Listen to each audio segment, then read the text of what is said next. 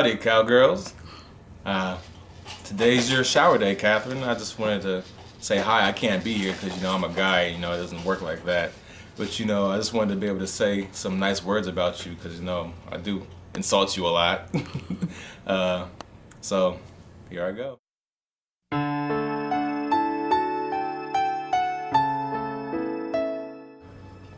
I love Catherine because she can cook.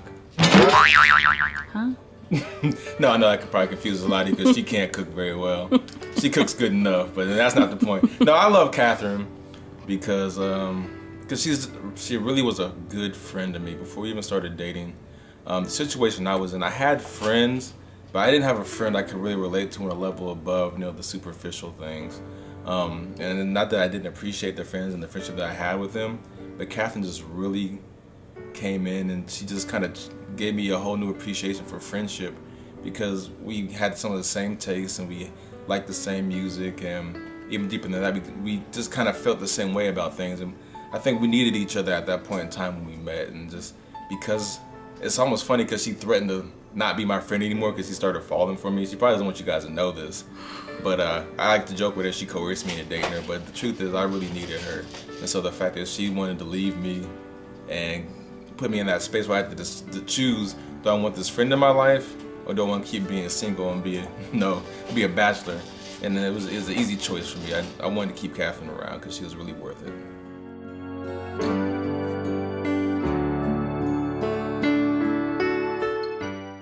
Well, with Catherine, there's not one moment where I just knew that I wanted to marry Catherine.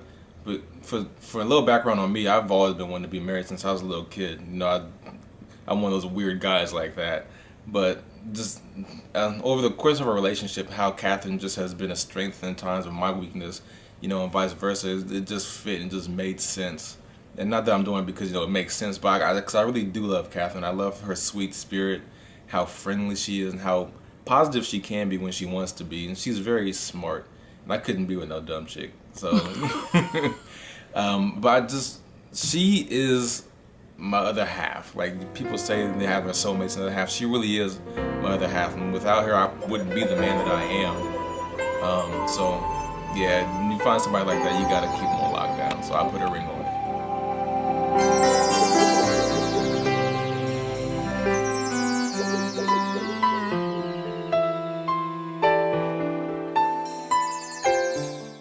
I love telling this story. Full disclosure. Full disclosure. Probably about 5% of the reason why I proposed to Catherine because I just didn't want to be mad at me for the rest of the weekend. We had a pretty bad kind of back and forth the whole weekend. But really at that point, I had the ring for about a month already, and it was just burning a hole in my pocket. It was like a hot potato. So I was really wanting to go ahead and propose to her because we were going out of town in a couple of weeks to go see my family. I wanted to introduce her to them as my fiance. So little context: we had just left the movie tavern. We just gone to see Snow White and the Huntsman. And it was a very bad movie. We did just terrible. So on top of us being at odds all weekend, me and Catherine were upset at the movie. So I was like, okay, let me get this done. So I took her down to the waterfront by where the arts festival had been that we didn't get to go to. It was the reason why she was mad at me. And I just was like, well, I'm gonna go ahead and propose to her here.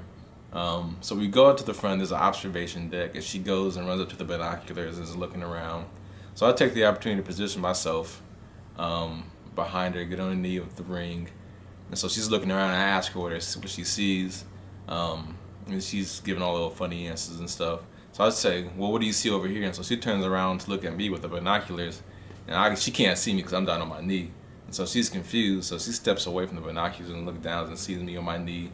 And she goes crazy. Like she almost fell off the deck for running into the river. She jumped out her shoes. Her glasses fell off her face. I think she may have had a hat on. I don't remember, but if she did, it fell off too. So that went on for about 5 minutes. She just ran halfway down the street, and I'm sitting there on my knee waiting for her to come back. I'm just like, come on back. My knee hurts. Hurry up. When she got back to her, I remember she never remembers what I said. She just was looking at the ring. But I remember I said to her, it's funny that on this weekend where I was waiting for the perfect moment to propose to you, but it'd be funny that we're at odds this whole weekend. I just kind of realized that we're not perfect people. So you really have to create the perfect moment. And so then I asked her to marry me, and she was like, "Oh my God, yes." And then she started calling her friends, and she was just so happy. She was shining. She was just radiant. It was beautiful.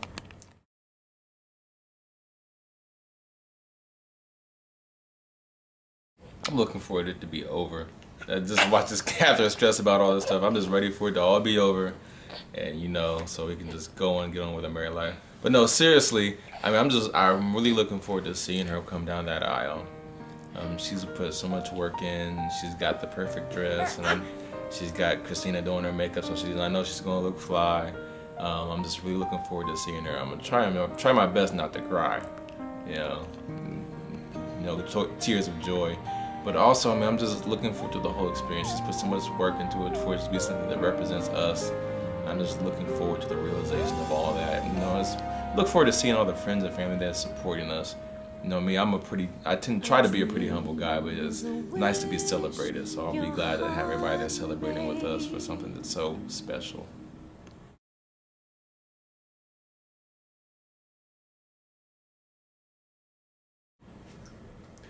Catherine, I just want to finish up by saying, enjoy this time. I see you stressing out and running here and there, working on this wedding. I just really want you to know this is a time for you to enjoy it. Just be in the moment and enjoy the moment. You only get married once, so MOLO, I guess. So yeah, just enjoy the time you have with your ladies here at the shower, and even the times going forward we spend with the bridal party, and just enjoy it, bask in it, and don't stress out so much because everything will be taken care of. Don't worry about it. All right. So, Aaron, one last question. What are you most looking forward to about post-marriage, about becoming a post-marriage husband? Well, I know immediately post-marriage. Okay, no, never mind. Cut. We're going the same cut. How do I turn this off? Turn it off. Cut. Give me some good love. Somebody rockin' out. That's all I need. Give me some